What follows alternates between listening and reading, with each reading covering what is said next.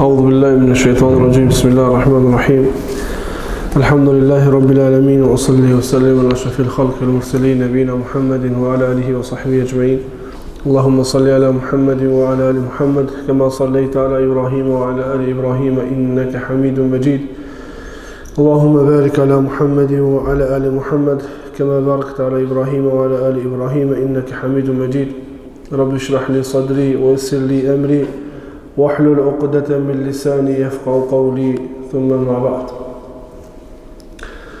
Falëndërime dhe lavdratat I takojnë Allahu Gjelle Gjelaluhu I cili navigatoj me të mirët e ti salatat selam e qofshin bi pejgamberin sallallahu aleyhi wa sallam bi familjen e ti, shokët e ti dhe gjithë musliman që pason në zimë në tyre të ditë në gjykimit Allahumma amin. Negacioni I pestë të cilën e cek hoxha në këtë libër thot men abghada shay'an mimma jaa bihi ar-rasul sallallahu alaihi wasallam walau amila bihi kafara ijma'a wad-dalil qawluhu ta'ala dhalika bi annahum karihu ma anzala Allah fa ahbata a'malahum. Negacioni 5 thot ai I cili urren diçka me të cilën ka ardhur pejgamberi sallallahu alaihi wasallam edhe nëse e vepron të njëjtën I tilli ban kufër me ijma I tilli ban kufër me ijma argument është fjala e Allahut dhalika bi annahum karihu ma anzala Allah kjo kështu për shkak se ata e urryen atë të cilën e zbriti Allahu fa ahbata a'malahum dhe Allahu e azgjësoi veprën e tyre. Allahu e azgjësoi veprën e tyre. Një prej negacioneve që ja prishin fen njeriut, që ja shkatrojnë veprat dhe e nxjerr njeriu prej feje, është me e urryt diçka me të cilën ka ardhur pejgamberi sallallahu alaihi wasallam. Qoftë ajo prej shtyllave të Islamit, qoftë ajo prej shtyllave të imanit, qoftë ajo prej ndonjë dispozite, prej dispozitave deri te dispozita më e vogël, të cilën e ka bërë legjitime Allahu subhanahu wa taala, urrejtja e saj e nxjerr njeriu prej feje. Urrejtja e saj e nxjerr njeriu prej feje. Allahu xhalla xhelalu po thot se Allahu u azgjëson veprat e tyre. Për çka? Për shkak se ata e urrejtën atë diçka me të cilën erdhi pejgamberi sallallahu alaihi wasallam. Kan thonë dietar, Allahu subhanahu wa taala I azgjëson veprat komplet. Ja prish njeriu të veprat komplet, vetëm kufri I madh edhe shirku I madh.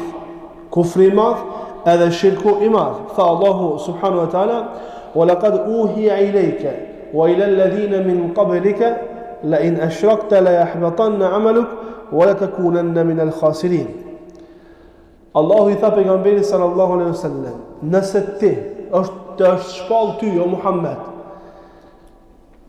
o ila alladhina min qablik, dhe atyre që ishin para teje, se nëse bani shirk, la yahbatanna 'amaluk, veprat tuaja do të azgjësoheshin dhe ju do të ishit prej të shkatruarve.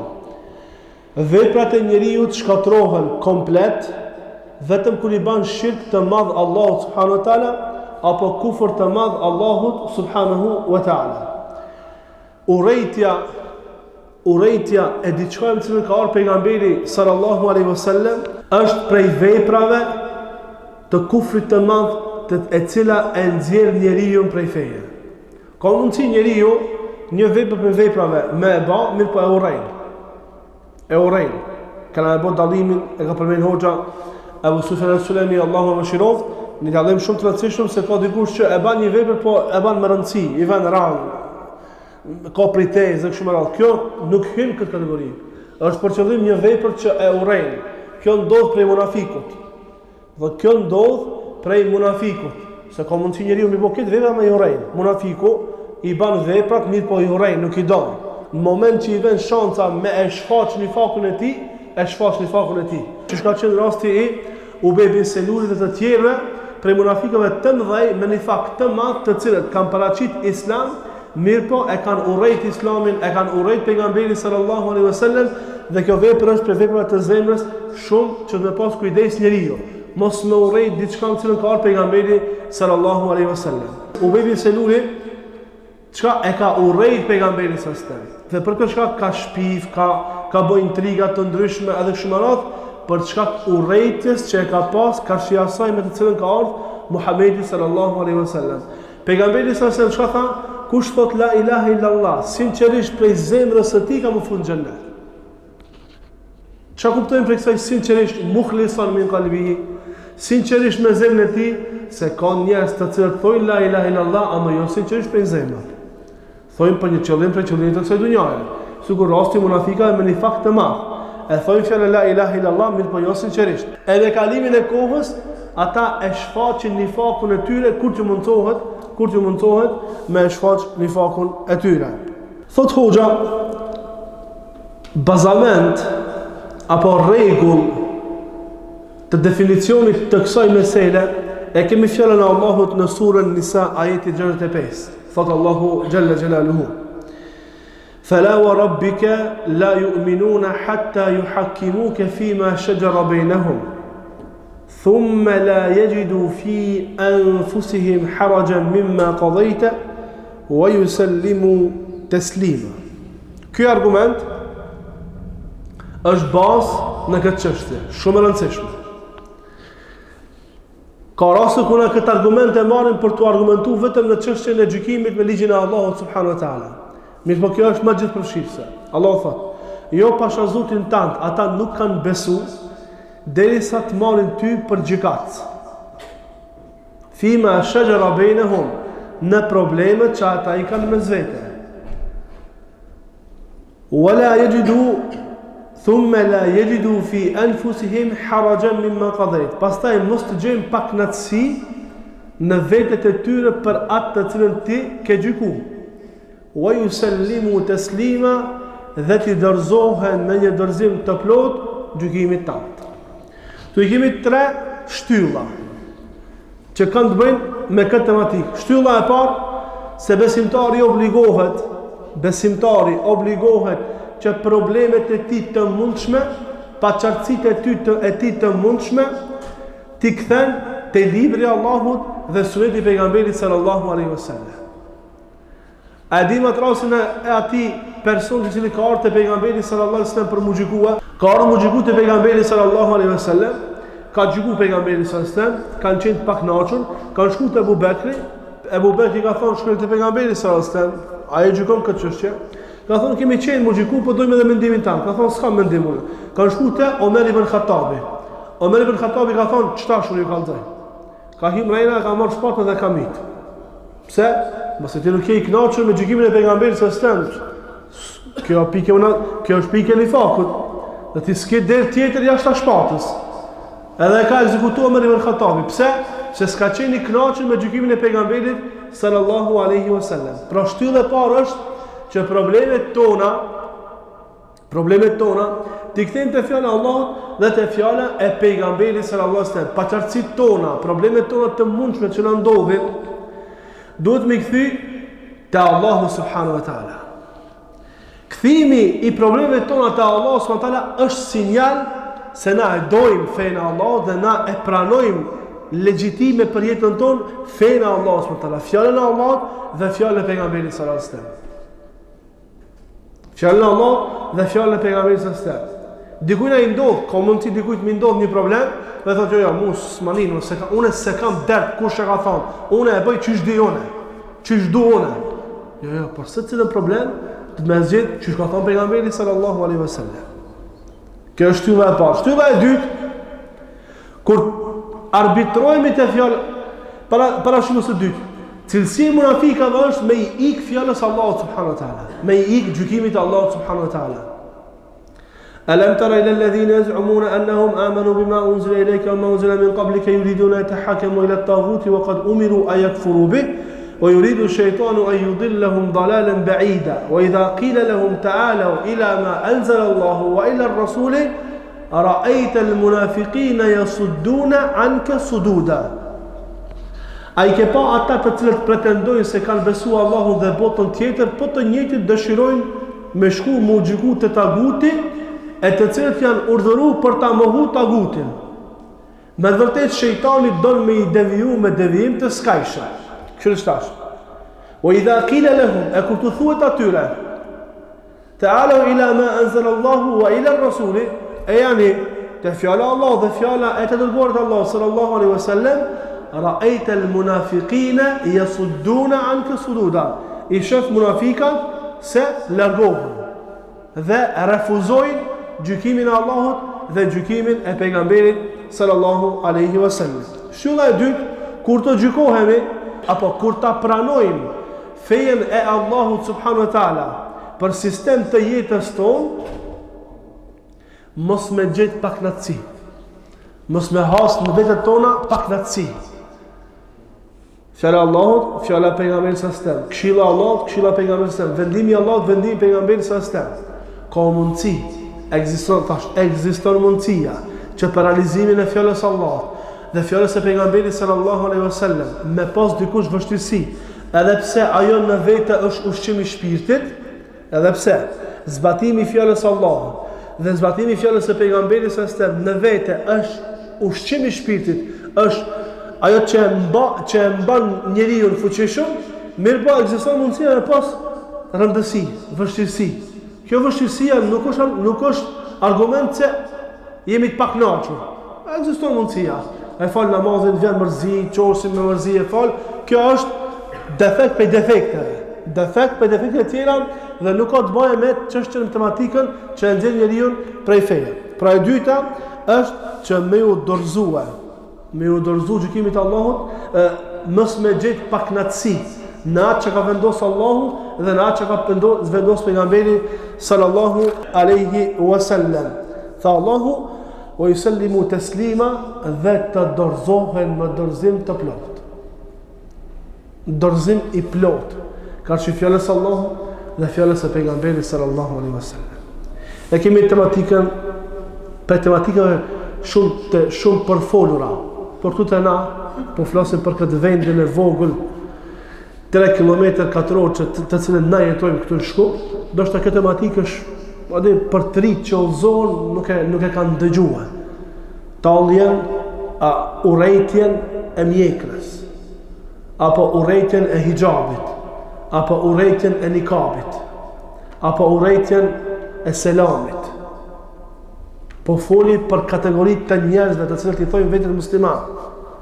Tu të na për të rit që udhëzohen, këtë 3 km katror është e panjohur. Pse se ka kaluar ajo fazë të na. Mirë po, me dalë për këtyre vendeve, me dalë shumë për rreth dhe më shëtit në për vendet të cilat na jetojmë, kena me pa që shumë për njerëzve urrejnë dhe nuk I dojnë shumë prej simboleve të Islamit. Kur ta shohin një motor me nikab, në veritën. Ai thot vetë musliman, e urrejnë nikabin. E urrejnë nikabin. Vetë I thot musliman, pretendon se është musliman, e urrejnë nikabin. I thot vetë musliman, e urrejnë mjekrën. I thot vetë musliman, e urrejnë selamin, edhe kështu me radhë. Thash për të na, a ka që se ja? Ata që janë më të vjetër se na, gjeneratat e para të ripërtrirjes Islamin të vendet tona, e kanë shiju këtë vend. Kur ka dalë me hec me mjekër në për çarshia apo në për qytet, secili ka dhënë me gisht.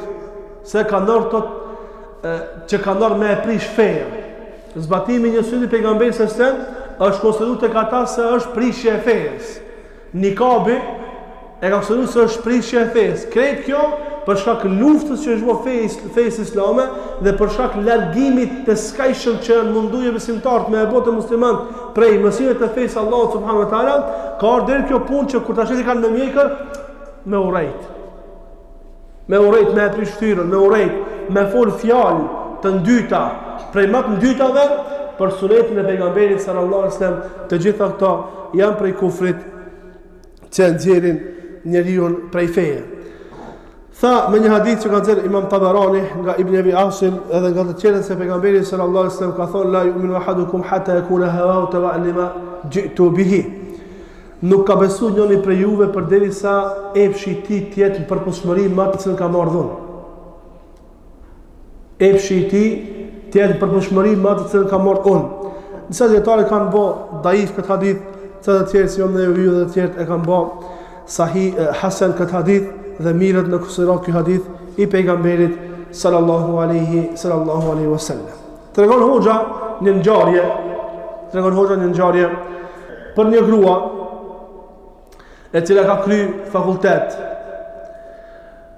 pambules e pambulume në botën arabe dikon, e pambulume e mençur intelektuale me fakultet, ka shku dhe i ka thonë një prej hoxhallarëve, qysh mundet me pretendu pejgamberi juve se gratë janë në kisatu akli vë din, janë me të met në kisat noksan, në fe dhe në logik, në mendje.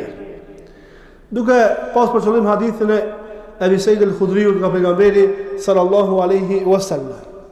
Duke dash mu talë me një hadith të hadithit pejgamberit sallallahu alaihi wasallam. Ky hoxhi mençur, ky ashe gjendje, çfarë gjendje është kjo grua, i thot ky hadith ka qenë për kohën e pejgamberit sallallahu alaihi wasallam. Ç'tash? Tash s'ka as mendje as fe. Tash s'ka me as mendje, hiç s'ka me, jo gjys, hiç s'ka me mendje, edhe s'ka me fe komplet. Edhe kanë nxjerr për jashtë. Edhe pse pejgamberi sallallahu alaihi wasallam e ka shpjegu hadith çka ka për qëllim me mendje, noksanllëk mendje dhe noksanllëk në fe. Çfarë noksanllëki e ka potencu pejgamberi sallallahu alaihi wasallam. E ka shpjegu pejgamberi sallallahu alaihi wasallam çka është ajo, se gruaja kur duhet me dëshmue, nuk mundet me dëshmu vetë, duhet me qenë 2 gra. Domethënë dëshmia e një burri të shëvarat me dëshminë e 2 gra. Nuk mundet me qenë dëshmia në shariatin e Allahut subhanahu wa taala. Nuk me qenë dëshmia e një gruaje njëjtë me dëshminë e një burri. Duhet 2 gra, një burr. Dëshmitar duhen 2 dëshmitar. E në qoftë se nuk ka 2 dëshmitar, atëherë mirë, një dëshmitar për burrave, nëse s'ka një burr tjetër, edhe 2 gra. Nëse haron njëna me ja kuptu tjetra. Kjo është për qëllim, nuk është për qëllim inteligjenca. Se ka qenë Aisha radhiyallahu inteligjente, ka qenë Aisha radhiyallahu dietare për dietarët e sahabët pejgamberit sallallahu alaihi wasallam. Mirë po dëshmi duhet 2 gra. Edhe tjetra, se grave ju vin cikli mujor, e kur t'i vjen cikli mujor, nuk e fal namazin dhe nuk ka xheron Ramazanin. E pas Ramazanit e plotson Ramazanin, nuk e plotson namazin. Dhe kjo është noksanllëk në fe, po. Shtyll për shtyllave të fesë islame, agjerimi edhe namazi në momentin e ciklit mujor nuk i realizojnë. Dhe për këtë ka pas për qëllim pejgamberi sallallahu alaihi wasallam, jo se ka pas për qëllim me nënshmu gratë se nuk kanë logjike, s'din mendue se kanë fejnë tamam dhe kështu me radhë. Aisha radhiyallahu anha ka pas prej grave që janë plotësuar. Ka pas prej grave që janë plotësuar me cilësi të larta. Aisha radhiyallahu anha dhe gratë tjera të muslimanëve në historinë e njerëzimit. Pra ka mundësi, ekziston mundësia, e cej hoxha për të thonë, thot ka mundësi që në realizimin e ndonjë prej urdhit Allahut apo urdhit pejgamberit sallallahu alaihi wasallam, njeriu me gjetë vështirësi, me gjetë rëndësi, me gjetë plagështi. Kjo nuk do me thonë se e urrejnë. Dikush e do namazin, e do agjerimin, e do dhikrin, e do leximin e Kur'anit prej besimtarëve. Mirë po kur e fal namazin, ka vështirësi, ka siklet, ka rëndësi. Kjo nuk është argument se i tilli e urrejnë namazin.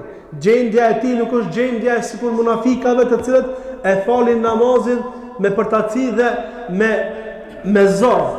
Kur janë vetë nuk e falin hiç ata. Kur janë vetë nuk e falin hiç munafikat. Kur janë grupe musliman e falin namazin. Elusëm Allahu që Allah të arruën fejnë tonë, elusëm Allahu që Allah të në vëtëritit do bishme, të arruën prej kufrit, shirkot, i madh, i vogël, i msheft, i hartas, o subhanak Allahu, bihamdik, shuna la ilaha illa ant, astaghfiruka wa atubu ilaik.